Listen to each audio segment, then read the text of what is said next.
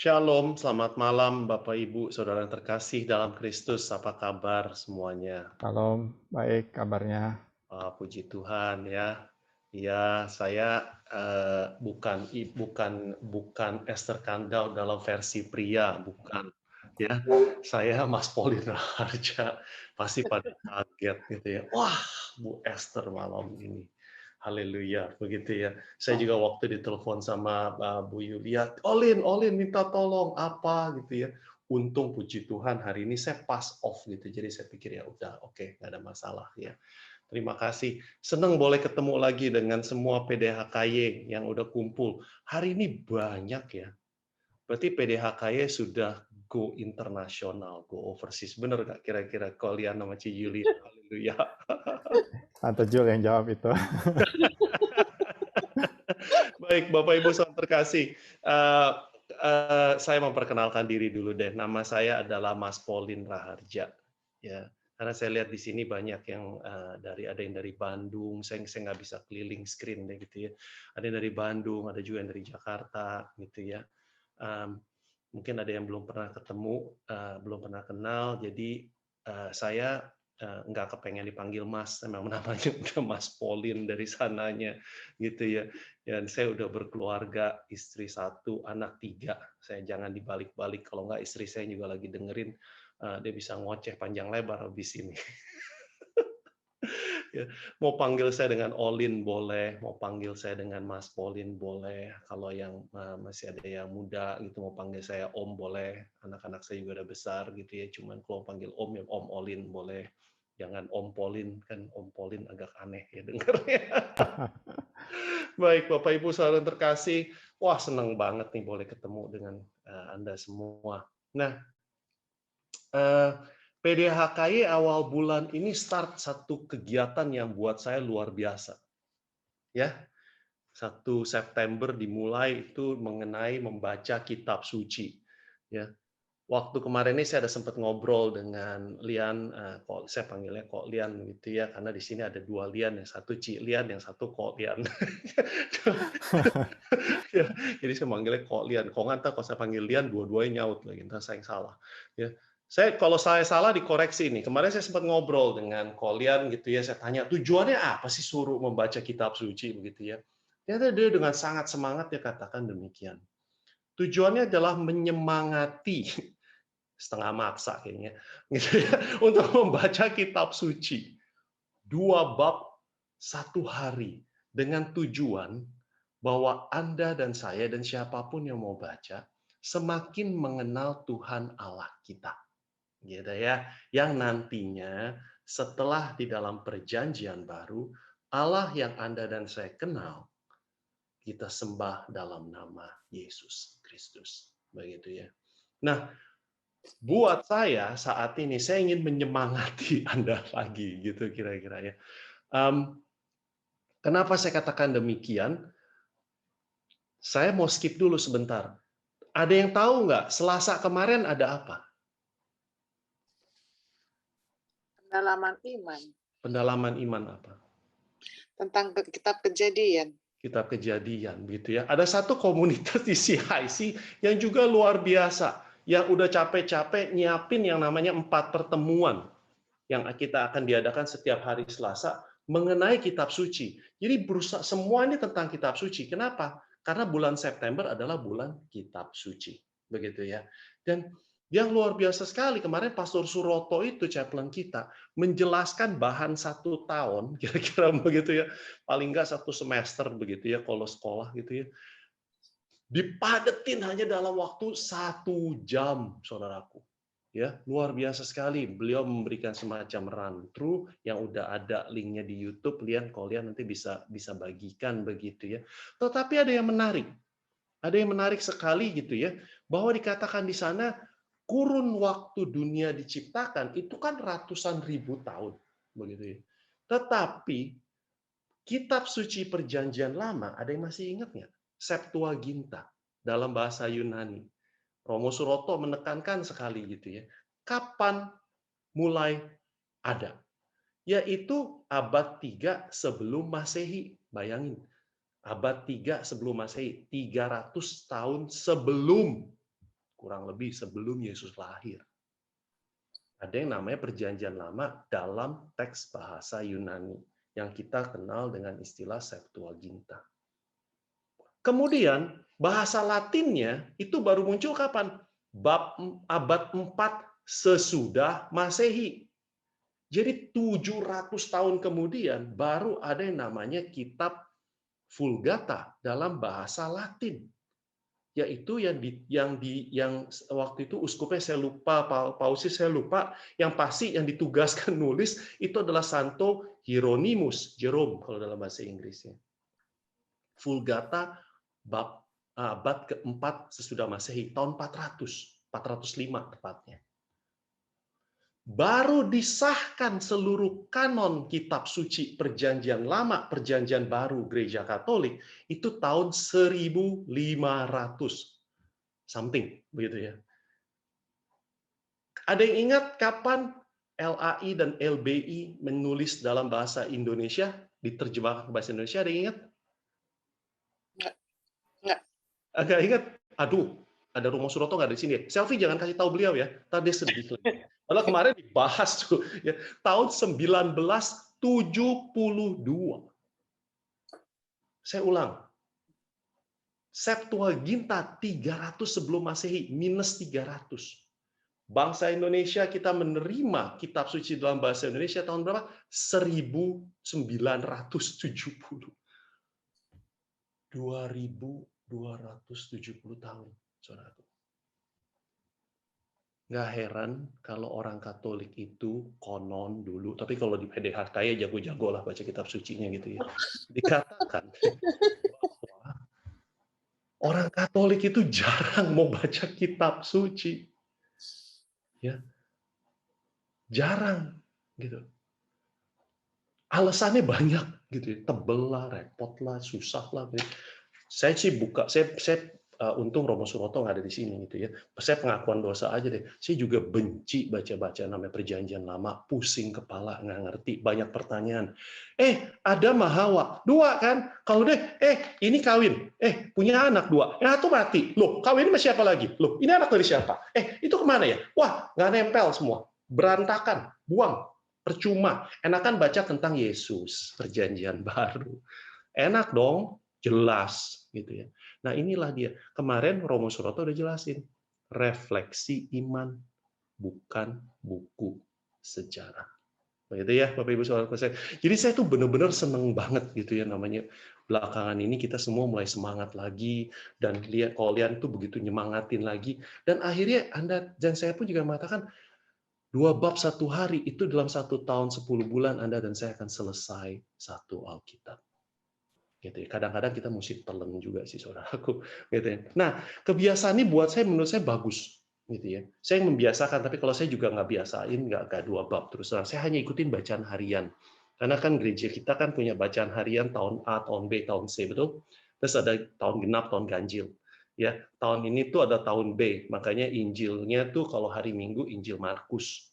Begitu ya. Kita tahunnya tahun ganjil karena 2021. Jadi pada saat waktu Ci Yulia ini minta, Lin, tolongin dong, Lin, bisa nggak Jumat ini? Saya nggak perlu pusing-pusing cari bahan, saudaraku. Ya, nanti saya jelasin deh. Ya, saya langsung lihat bacaan hari itu. Oke, bacaan hari itu apa? Ya, kemudian saya bilang, saya ngelihat saya buru-buru baca gitu ya, bacaan hari itu apa? Saya langsung ketemu 1 ayat yang luar biasa sekali, yang jadi ayat emas hari ini, gitu ya. Ayat emas, golden verse, bukan ayat si Mas Paulin, bukan. Ya, mengapakah engkau melihat selumbar di dalam mata saudaramu, sedangkan balok di dalam matamu sendiri tidak engkau ketahui? Wah, ayat yang luar biasa dipakai gitu ya. Dan hari ini, kalau mungkin ada yang senang terima dari Fresh Juice lah, renungan siapa lah, Romo Asano, semua rata-rata menggunakan ayat yang sama. Jadi saya tuh dapat bahan banyak hari ini. Ya, ini tinggal saya copy paste aja bagi ke Anda. Begitu kira-kira demikian. Ya, apakah demikian? Nanti kita lihat Alkitab yang Anda dan saya baca itu betul-betul luar biasa.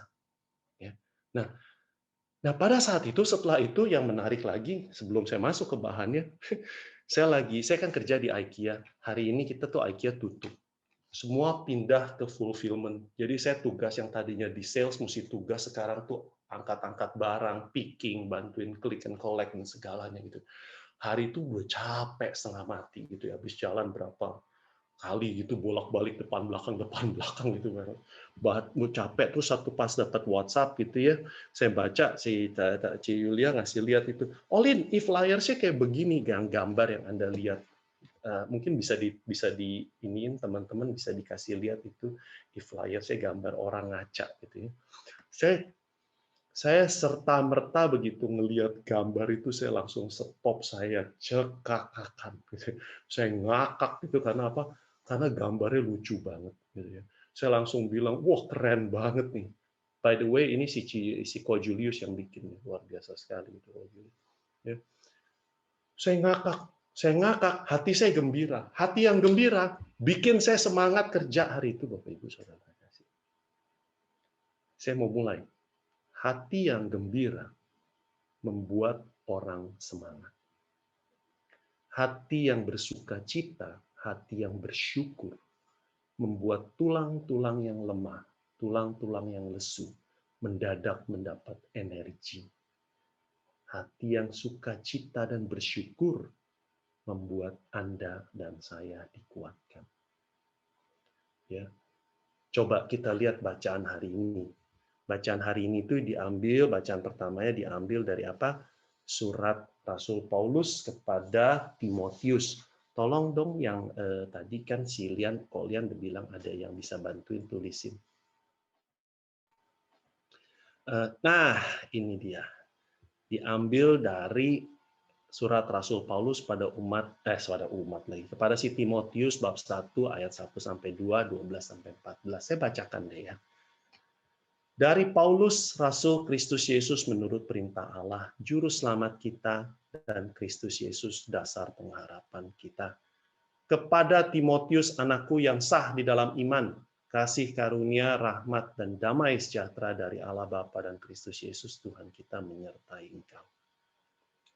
Ayat 12. Aku bersyukur kepada Dia yang menguatkan aku, yaitu Kristus Yesus Tuhan kita, karena Ia menganggap aku setia dan mempercayakan pelayanan ini kepadaku. Ayat 13. Aku yang tadinya seorang penghujat dan seorang penganiaya dan seorang yang ganas, tetapi aku telah dikasihaninya karena semuanya itu telah kulakukan tanpa pengetahuan, yaitu di luar iman. Malah kasih karunia Tuhan kita itu telah dikaruniakan dengan limpahnya kepadaku dengan iman dan kasih dalam Kristus Yesus. Demikianlah sabda Tuhan, syukur kepada Allah. Saudaraku yang terkasih, kalau kita perhatikan lagi ayat ke-12 sampai ayat 14, Anda cukup ya di screen ini aja, lihat lagi, baca lagi ya. Aku bersyukur kepada Dia yang menguatkan aku, yaitu Kristus Yesus. Ada perasaan sukacita kepada Paulus, dia share kepada si Timotius. Tim, kalau gua itu nggak terima Tuhan Yesus, kalau gua tetap hidup dalam kehidupan lama gua, tim, udah pasti gua ujungnya neraka, tim. Tapi Tuhan Yesus tuh baik luar biasa. Dulu yang gue tuh penghujat, tim, gue itu penganiaya, gue itu tukang bunuhin orang-orang pengikut Kristus, tapi gue malah dikasihani. Kepada Dia yang menguatkan aku, berarti Paulus mengatakan, tim, gue dikuatkan oleh Tuhan Yesus. Terus lihat ayat 12 lagi, karena Ia menganggap aku setia. Tim, aku dianggap setia dan mempercayakan pelayanan padaku. Tim, gua dipercayakan pelayanan kepadaku. Dengan kata lain, Bapak Ibu Saudara yang terkasih, ujung hidup lama Paulus itu adalah neraka kalau dia tidak berubah. Namun, dibukakan satu kesempatan kepada Paulus untuk mengenal Allah yang sesungguhnya, yaitu Yesus Kristus. Makanya Anda tahu semua sejarahnya Paulus. Ya, perhatikan ini. Dulu Paulus pada saat dia dulu pada saat Paulus nangkepin orang-orang pengikut Kristus, dia anggap para pengikut Kristus itu adalah penghujat. Betul nggak? Tangkap nggak? Ya, dia tangkepin tuh semua pengikut Kristus karena dia anggap semua pengikut Kristus itu adalah penghujat. Dia aniaya itu semua. Ya, makin banyak yang mati, makin banyak yang sengsara, dia makin happy. Gitu kan? Makanya ketika dia dibukakan satu kesempatan, dibutakan bertemu dengan Yesus Kristus secara pribadi, saat itu Paulus punya pilihan. Apakah dia mau memilih Tuhan Yesus yang tadinya dia anggap sebagai penghujat, ya, maka dia aniaya semua pengikutnya, atau dia ngikutin Gamaliel, gurunya terus. Dan kesempatan ini adalah titik balik Paulus bertobat. Dengan kata lain, Paulus itu buta.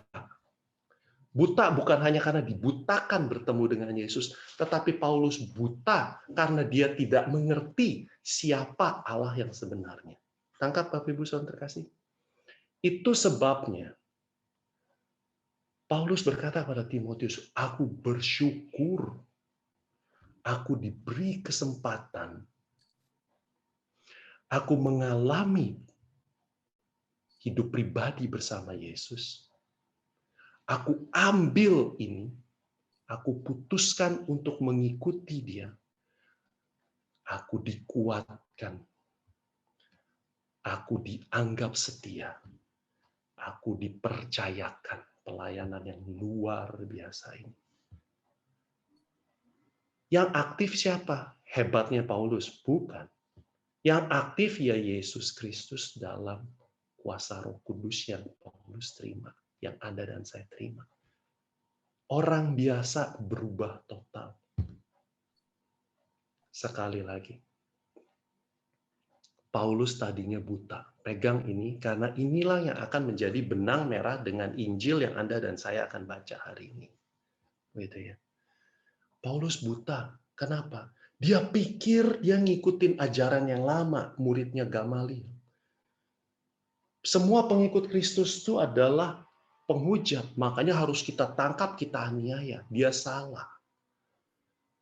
Dia bertemu dengan Allah yang sesungguhnya, seperti juga Anda dan saya yang hadir ini ikut di Zoom. Saya yakin Anda dan saya pernah punya pengalaman-pengalaman pribadi bersama dengan Kristus. Ada yang luar biasa mungkin, ada yang biasa-biasa, tetapi luar biasa atau biasa-biasa itu adalah ukuran manusia.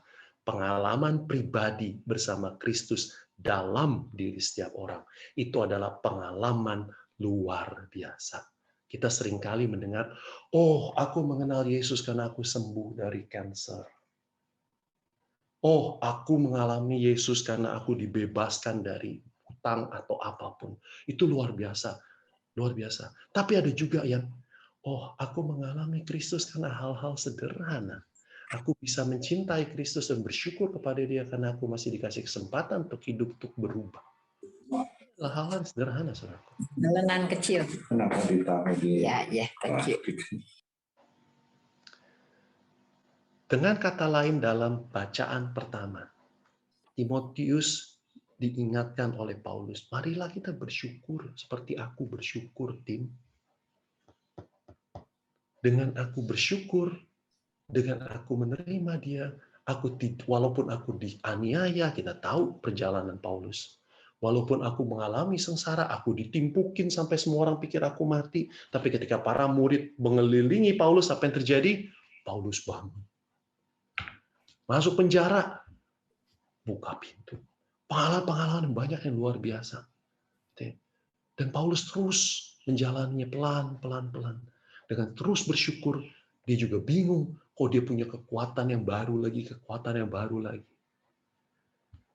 Ungkapan syukur menyemangati dan menguatkan seseorang. Seperti tadi contoh saya yang sederhana sekali. Mungkin orang pikir cuman, itu kan cuman biasa, Olin. Ya, mungkin hal yang biasa. Tapi bagi saya, ya ketika saya ngelihat flyersnya, e-flyers yang bakalan begini, ada orang ngaca segala macam gitu ya, lucu banget gitu ya. Apalagi di sekarang kan ada TV, di TV ada acara itu tuh apa? Mirror. Anda kemarin sempat lihat nggak tuh? Ya, mirror yang karena sosial media lah, karena TV lah segala macam, lihat, tampang gue kurang keren nih, mesti operasi plastik kali di sini, ditambahin sedikit, ditambahin sini, seterusnya. Gitu ya. Jadi waktu saya terima flyer, saya ngakak bener gitu, saya ketawa, saya punya semangat baru, saya bisa kelarin shift saya, padahal tuh bener-bener capek banget saudaraku. Ya. Saya kan bukan umur 20 lagi, ngangkat juga udah capek juga lah, gimana juga gitu kan. Ya. Tapi dari sini, Paulus mengatakan apa? Aku bersyukur dia yang menguatkan aku. Aku bersyukur aku dianggap setia. Aku bersyukur aku dipercayakan. Ya. Seperti juga tim Persekutuan Doa Hati Kudus Yesus saat ini. Pasti pada bersyukur semua karena apa? Karena Anda semua dipercayakan pelayanan untuk menjalani komunitas Hati Kudus Yesus. Dimanapun komunitas Anda berada sebagai tim, Anda seharusnya bersyukur karena Anda dipercayakan pelayanan ini. Saya pun harus bersyukur karena dipercayakan pelayanan hari ini. Begitu ya. Tetapi itu semua karena apa? Karena Anda dan saya menerima kesempatan untuk mengalami Yesus, dan Anda dan saya memutuskan untuk melayani Kristus. Bapak Ibu Saudara terkasih. Ya. Bacaan pertama, Paulus mengakui dirinya buta, dirinya salah kenal Allah yang sebelumnya. Dirinya nggak ngerti, sekarang dia bertemu dengan Allah secara pribadi. Dan ini membuka suatu benang merah kepada Injil hari ini. Makanya saya tuh kagum, terus terang saudaraku, terhadap gereja Katolik. Karena bacaan harian yang Anda dan saya baca setiap hari, kalau Anda dan saya mau luangkan waktu sejenak aja, minta Roh Kudus itu ya, terangi. Karena gini saudaraku, saya lari sedikit, ulang lagi yang kemarin, karena saya kagum banget sama Romo Suroto ngajar gitu ya. Romo Suroto kan ada mention gitu ya. Penulisan kitab suci itu diinspirasikan oleh Roh Kudus. Ini adalah ajaran resmi gereja, saudaraku. Ada yang namanya karunia inspirasi Roh Kudus yang turun pada saat penulisan. Dan yang namanya kitab suci itu jangan Anda pikir seperti yang Anda buka saat ini gitu ya. Anda punya kitab suci seperti ini, dalamnya ada bab, ada ayat begitu ya. Bapak Ibu Saudaraku yang terkasih, kitab suci itu berupa lembaran-lembaran gulungan kertas pada saat ditemukan, begitu ya. Dan itu tuh nggak ada bab, nggak ada ayat, panjang. Saya ingat satu kali saya ikutin kursus kitab suci, saya nanya gitu ya, tahun berapa sih ada bab dan ayat? Percaya nggak percaya, Bapak Ibu Saudara terkasih, abad 14 sesudah Masehi, 1400-an. Makanya tadi saya sebut kanon kitab suci yang diakui gereja Katolik Perjanjian Lama dan Perjanjian Baru muncul 1500-an. Itu ada bab dan ayat tuh baru jadi 1400. Jadi selama rentang, kalau Anda ingat tadi, Septuaginta ditemukan 300 tahun sebelum Masehi, sampai 1400, 1500, rentang 1800 itu apa? Mungkin nggak terjadi edit, ya mungkin. Kan seperti Romo Suroto juga kemarin nyampaikan, mungkin nggak ada kata-kata yang dirubah sih. Ya bisa saja. Diedit tuh ada saja, makanya buku Alkitab itu adalah refleksi iman. Nah, yang namanya inspirasi Roh Kudus, dengan kata lain, saat Anda dan saya baca kitab suci, Bapak Ibu Saudara terkasih, ya, betul si Kolian bilang 2 bab 1 hari. Itu jangan pagi-pagi baru bangun, mana kitab suci? Sini kitab Kejadian berapa? 20, 21 nih hari. Sambil ngantuk-ngantuk gitu. Saudaraku terkasih, Anda mau baca kitab suci, luangkan waktu sejenak. Nggak harus buat tanda salib, nggak harus puji-pujian setengah jam, tapi doa ya. Minta sama Roh Kudus. Roh Kudus, aku mau baca kitab suci. Beri aku penerangan. Tangkap Bapak Ibu Saudara terkasih. Ya.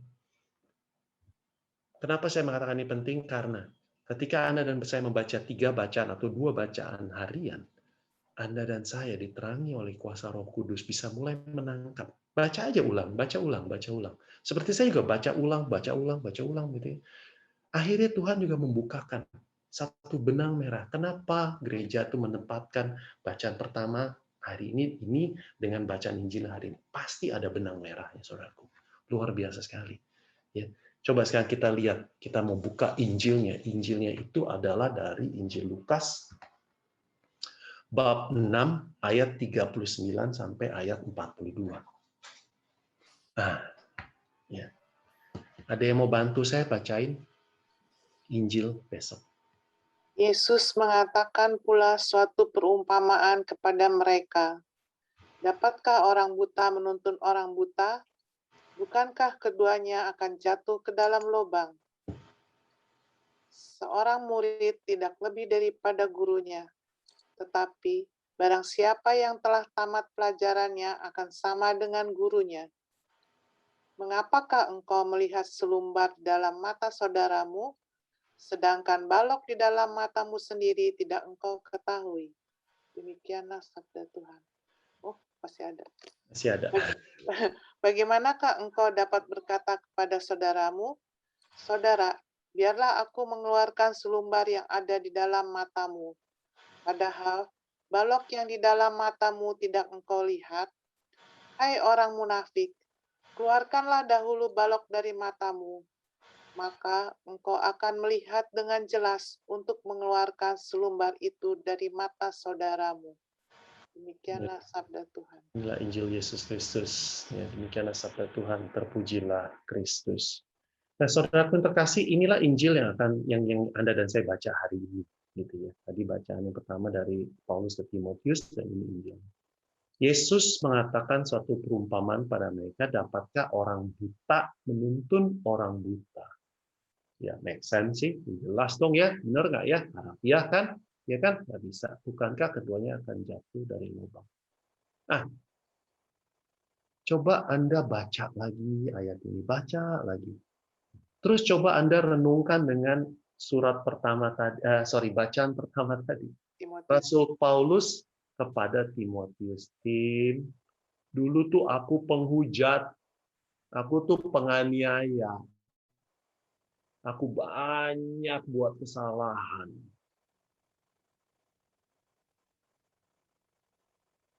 Apa benang merahnya? Anda langsung tangkap. Betul? Tangkap ya? Dalam bacaan pertama, Rasul Paulus mengakui dirinya buta. Dia salah mengenal Allah.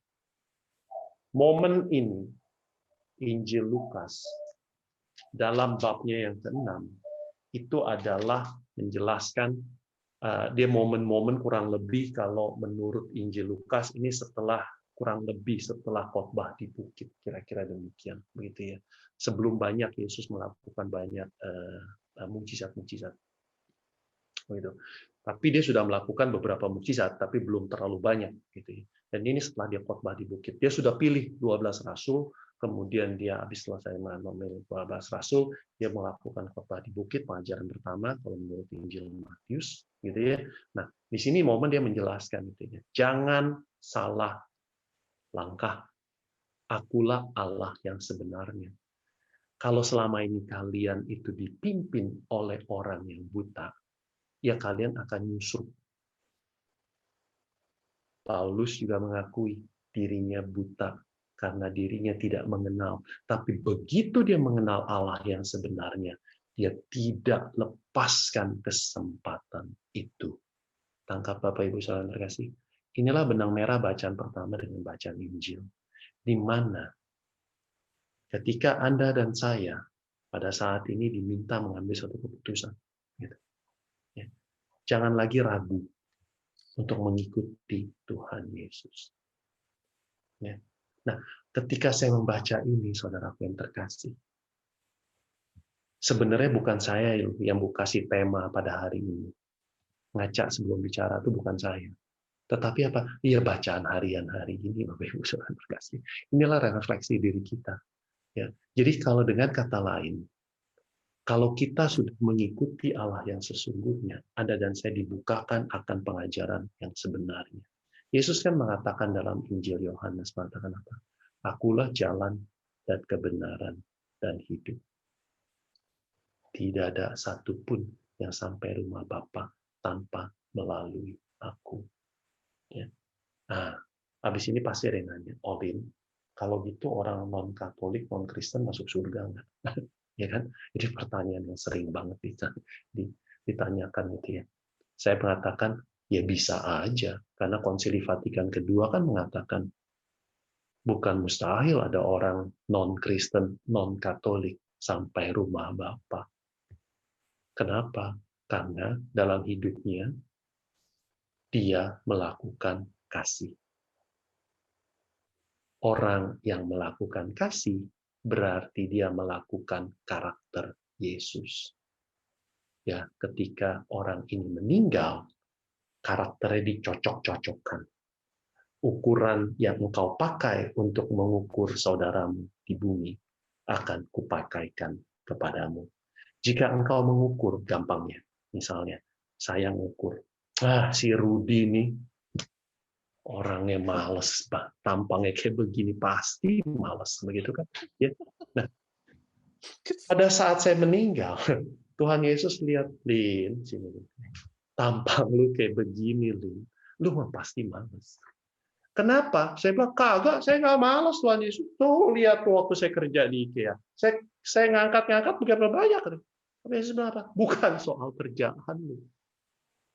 Ukuran yang kau pakai mengukur saudaramu di muka bumi ini akan dipakaikan untuk mengukur engkau. Serem nggak Bapak Ibu, saudaraku yang terkasih? Saya belum sampai nih, ayat 41, mengapa engkau melihat selumbar di mata saudaramu, saya simpen. Karena ayat ini udah terlalu banyak yang ngasih renungan. Menurut buat saya, ya cuman merefleksi aja gitu ya. Tapi saya bawa ayat yang lain. Serem nggak Bapak Ibu? Selama ini ternyata, jangan deh, itu ibu yang itu tuh, atau bapak yang itu, aduh, suka ngomongin orang. Waduh, gitu. Tuhan Yesus pada saat Anda dan saya meninggal dipanggil lagi, Lin, sini.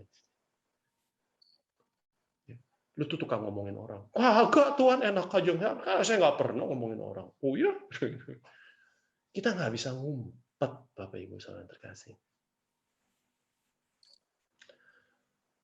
Romo Yus ya, kalau nggak salah ngajar Campbelltown kan. Kayak tadi ada Ko Irwan dari Campbelltown. Kalau nggak salah minggu lalu apa 2 minggu yang lalu ya Ko Irwan di mana?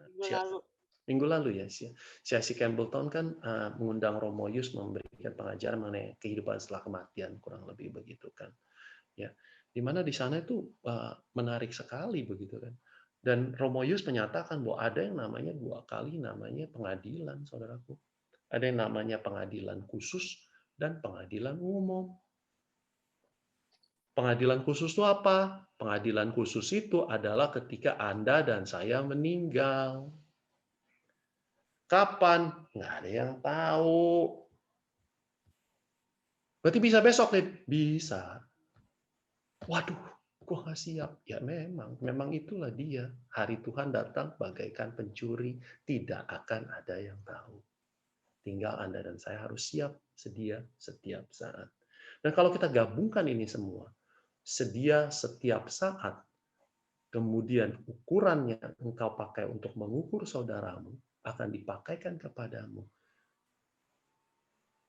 Cara yang paling sederhana adalah, janganlah ngejudge orang lain sebelum kita sendiri mikir terhadap diri kita sendiri. Makanya saya belum sampai ayat 41, tapi Anda sudah mengerti apa yang ingin saya sampaikan. Nah, itu sebabnya kalau saya gabungkan kembali bacaan-bacaan hari ini, di mana Rasul Paulus mengatakan pada Timotius, Tim, selama ini gue tuh salah. Dulu gue anggap mereka penghujat, karena gua taunya ajaran yang salah, iman yang salah. Tim, dulu gua aniaya mereka karena di mata gua mereka ini adalah penghujat Allah. Ternyata karena mereka tuh benar, mereka sudah menemukan Allah yang sesungguhnya. Allah yang Anda dan saya kenal dalam diri Yesus Kristus. Tangkap Bapak Ibu Saudara yang terkasih. Pengadilan khusus Anda dan saya akan datang. Kapanpun kita nggak ada yang tahu. Kapan waktunya kita nggak ada yang tahu. Bisa besok, bisa seminggu lagi, bisa 30-40 tahun yang kemudian kita nobody knows. Dan pengadilan umum itu apa? Pengadilan umum itu pada saat Yesus datang kedua kali. Ya. Yang meninggal semua diangkat dan dipisahkan. Kambing domba. Gitu ya. Sayang ini di Zoom, jadi saya nggak bisa bagi dua kambing domba gitu kan. Kalau lagi di persekutuan ketemu gitu gampang tuh kalau saya berdiri di tengah kambing domba tinggal mau sebelah kiri sebelah kanan gitu kan kira-kira gitu ya. Ya. Terus jangan tanya, Lin, caranya gimana ya dibagiin? Terus yang udah mati bangkit lagi. Ya puji Tuhan, saya juga belum sampai. Jadi kalau ditanya persisnya kayak apa, ya nggak ada yang tahu juga seperti apa. Tetapi Romo Yus pegang, ada satu kalimat yang menarik dari Romo Yus. Jangan terbatas cara kita berpikir tentang kasih Allah dan karunia Allah. Karena Allah itu di luar kemampuan kita berpikir. Gitu ya. Nah Bapak Ibu Saudara yang terkasih, pada hari ini, saya mau ulang sebagai penutup. Dua bacaan diberikan pada Anda dan saya hari ini.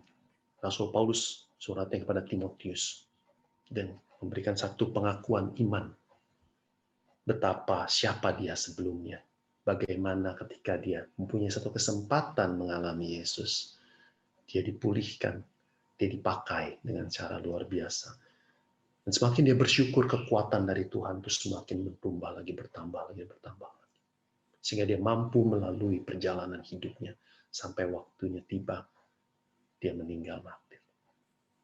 Ya, dia mengakui dirinya buta.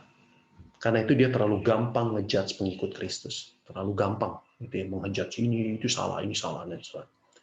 Nah, Yesus dalam Injil hari ini, Injil Lukas, itu menjelaskan dengan gamblang sekali. Kalau orang buta nuntun orang buta, ya nyusruk. Ya jebur ke lubang. Gitu ya. Benang merahnya di mana? Paulus pernah buta, kemudian Paulus dibukakan. Baik secara harafiah dibuat buta, maupun juga secara rohani. Anda dan saya juga pernah in the past was blind. Gitu ya. Kita mengikuti Allah dengan cara yang salah.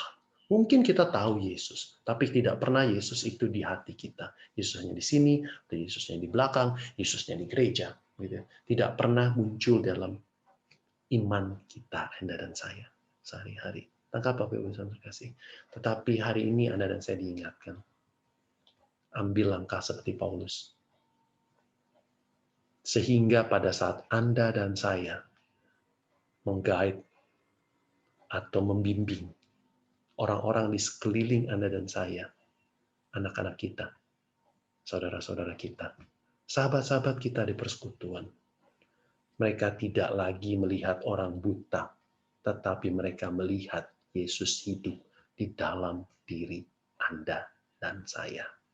Setiap hari, saudaraku, adalah kesempatan untuk berefleksi dan melayani Tuhan. Jangan pikir tinggi-tinggi pelayani Tuhan itu seperti apa ya, seperti pewarta, membimbing kitab suci, tim pujian, atau jadi host. Hosum tuh sekarang tuh pelayanan luar biasa, saudaraku. Ya, bisa bagi ke grup-grup gitu kan, itu nggak gagal gampang. Gitu ya, saya juga bilang sama istri saya kepengen tuh kayak Anda tuh punya screen belakang tuh yang bagus tuh, katanya harus pakai green screen di belakangnya ya, atau apalah segala macam gitu. Luar biasa sekali gitu. Tapi lihatlah yang namanya pelayanan itu, melayani Tuhan itu dalam hal-hal yang sederhana. gitu ya. Saya cerita beberapa waktu lalu waktu saya kena 2 minggu self isolation karena di IKEA ada satu kasus dan saya close contact dianggapnya gitu. Puji Tuhan 3 kali tes saya negatif. Tapi waktu saya harus self isolation karena mereka melakukan yang namanya FaceTime gitu kan. Jadi saya harus diem di kamar selama 14 hari. Saudaraku yang terkasih, bagi yang mereka yang belum pernah self isolation, nggak boleh keluar dari kamar, 4 wall, 1 door, 1 window, gitu ya. Tiap hari saya cuma ngeliatin window, bengong, ngeliatin ya, kesel banget loh saudaraku ngeliatin orang jalan jogging sama anjing, padahal saya sendiri suruh jogging nggak mau, gitu kan. Tapi pada saat itu saya kepengen, gitu kan. Ya. Aduh, itu betul-betul sedih, saudara. Terus saya dengerin pada saat dinner, saya nggak bisa kan, nggak bisa bareng sama mereka. Anak-anak, istri saya makan. Gitu. Mereka cekikikan, mereka ngobrol. Gitu. Aduh, saya senang banget, saya kangen sekali gitu suasana itu. Gitu. Padahal kalau sebelumnya, kalau kita lagi makan, saya main HP, jawab WhatsApp. Jadi hal-hal sederhana seperti ini yang membuat Anda dan saya refleksi. Sehingga self-isolation buat saya juga jadi self-refleksi. Puji Tuhan, apa mau ya pada saat saya lagi 14 hari itu, di kamar saya, istri saya, itu kita simpen itu, keyboard yang lama. Terus ada lagu-lagunya waktu dia belajar musik. Wah, saya pikir saya mau coba belajar keyboard, kayak apa gitu ya. 14 hari, saudaraku, cuma 3 kunci saya hafal. C, F, G. Dasar kagak ada talent. Ya, kagak. C, F, G. Lagunya apa? Tahu dong lagu ini? Lagu sekolah minggu. King Kong badannya besar. Tapi aneh. 14 hari, 1 lagu itu doang yang bisa. Ampun, luar biasa. Dalam hati saya, ya Tuhan, ini bukan pelayanan all-in ya. Benar, bukan. Udah. Habis saya cobain. Apa sih pelayanan yang kecil-kecil, saudaraku? Itu dia. Kasih waktu buat keluarga untuk ngobrol sama anak-anak. Berani ngucapin bahwa Tuhan memberkati. Praise the Lord. Bukan cuman OMG. OMG. Bapak Ibu, saya sih nggak tersinggung ya ada orang ngomong OMG. Tapi sebetulnya kalau Anda tahu artinya OMG. Dan menurut apa yang saya diajarin sama almarhum Mami, itu adalah pengakuan pribadi ya Tuhanku dan Allahku pada saat konsekrasi di dalam ibadat Ekaristi. Ya. Besok saya akan bahas ini sedikit lebih panjang di PD Epifani dalam iman dan perbuatan, jadi karena lebih relate. Bukan itu yang kita bisa, tapi contohnya adalah ketika Anda dan saya lagi kumpul, makan di restoran, misalnya gitu ya, berani buat tanda salib, atau misalnya ungkapan-ungkapan seperti like praise the Lord, gitu. Wah, Lin, lu hebat ya begini misalnya. Oh ya, puji Tuhan. Gitu ya. Padahal kita tahu mereka beragama lain, kayak berani gitu. Dan sampaikan dengan hal-hal yang sederhana. Dan ini adalah melayani. Lihat sekeliling Anda, layani mereka. Ya. Karena apa? Anda dan saya punya pengetahuan yang benar. Anda dan saya punya Allah yang benar. Dan setiap kali Anda dan saya bersyukur, Anda dan saya akan dikuatkan. Hati yang sukacita dan gembira membuat semangat ini kembali. Kalau Anda dan saya menunggu sampai kita sempurna tanpa dosa, bukan mustahil Anda dan saya nggak punya kesempatan untuk melayani. Gitu ya. Jadi ngaca sebelum bicara ini bukan berarti Anda dan saya tidak boleh kasih feedback ke orang. Ngaca sebelum bicara ini bukan soal bahwa Anda dan saya diminta menunggu sampai sempurna. Tetapi marilah kita terus berefleksi seperti yang Paulus katakan. Apakah kemudian ketika orang-orang pada tahu Paulus itu dulunya adalah penganiaya jemaat, ya, mereka takut nggak? Takut dong. Kayak si Barnabas pada pertama kali ketemu dengan Paulus, dia katakan, Tuhan, nggak salah lu suruh gue kirim gitu. Itu orang penjahat luar biasa. Tapi Yesus berkata, pergi, aku akan kupakai si Paulus. Dan Paulus juga nggak mau ingat-ingat lagi masa lalunya. Dia hanya ingat bahwa dirinya dia menerima karunia Allah dengan penuh, sehingga inilah pertobatanku Tuhan Yesus, dan aku serahkan untuk kemuliaan nama-Mu. Tangkap Bapak Ibu Saudara yang terkasih. Ya. Inilah yang kita bisa ambil pada hari ini. Jangan menjudge sebelum kita berefleksi. Jangan anggap remeh orang-orang di sekeliling kita dengan cara pikir kita yang negatif. Karena begitu Anda dan saya memuat satu ukuran, ukuran ini dipakai buat Anda dan saya pada saat pengadilan khusus itu datang. Ya. Selamat malam. Tuhan memberkati. Amin.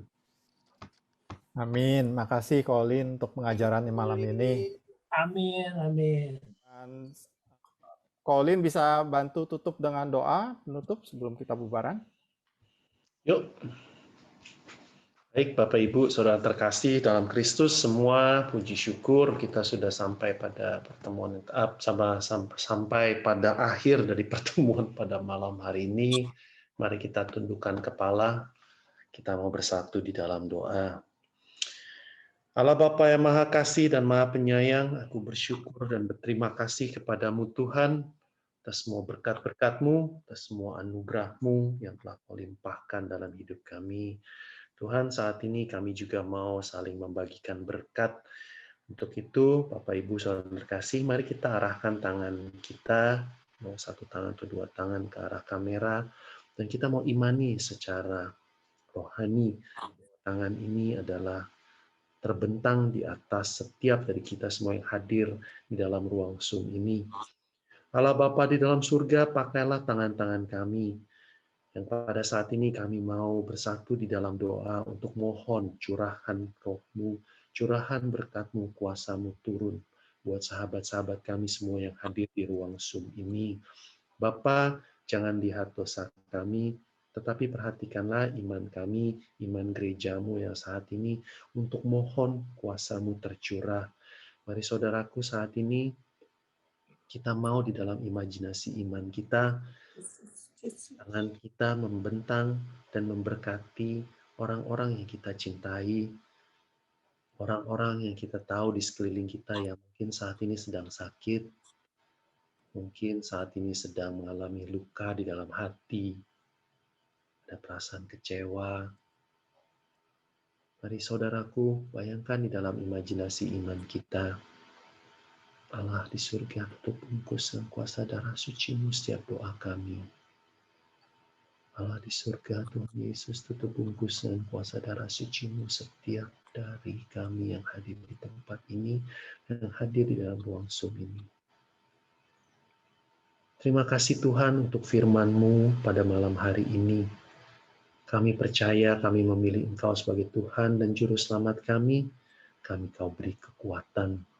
Kami Kau anggap setia. Dan kami Kau anggap benar di hadapan-Mu. Ampuni kami Tuhan, dan kami mau melangkah untuk meng-guide orang lain, untuk membimbing orang lain, karena kami telah mengenal Engkau secara benar. Beri kami ekstra kekuatan dan keberanian Tuhan untuk melayani siapapun yang ada di sekeliling kami, sehingga kami tidak lagi menjadi orang yang buta yang menuntun orang lain yang tidak mengenalkan Engkau, tetapi mereka melihat Engkau hidup dalam diri kami melalui cara kami berpikir, cara kami bertutur kata, dan cara kami berbuat. Terima kasih Bapa, berkati Lian, koordinator PDHKY dan timnya. Kau berkati semua umat yang hadir, baik dari biasa yang hadir di HKY maupun juga yang hadir dari komunitas-komunitas lain yang dari negara ini maupun juga dari luar negeri yang bergabung di dalam Zoom ini, baik yang masih ada ataupun juga yang sudah meninggalkan ruang Zoom ini. Berkati orang-orang yang mereka cintai dan mereka doakan. Aku percaya Bapa, aku bangga memiliki Allah seperti Engkau, dan aku percaya Engkau akan selalu menjaga kami. Segala pujian, hormat, dan kemuliaan kami kembalikan di dalam satu nama, Tuhan kami Yesus Kristus. Kemuliaan pada Bapa dan Putra dan Roh Kudus, Seperti pada Tuhan sekarang, selalu, dan sepanjang segala abad. Amin. Terpujilah nama Tuhan Yesus, Bunda Maria, dan Santo Yosef. Sekarang dan selama-lamanya. Semoga kita semua selalu dilindungi dan diberkati oleh kuasa Allah yang maha tinggi, turun dan memberkati kita semua, turun dan memberkati keluarga orang-orang yang kita cintai, dalam nama Bapa dan Putra dan Roh Kudus. Amin. Amin. Selamat malam semua. Thank Selamat you. malam, Mana Pauline. Novi? Novi mana Novi? Terima kasih ya, Pauline, dan semua teman-teman yang Novi hadir. mana? Ada tuh nggak tahu. No. Halo.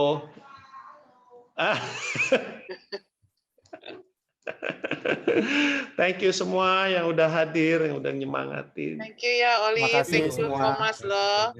Bye. Bye.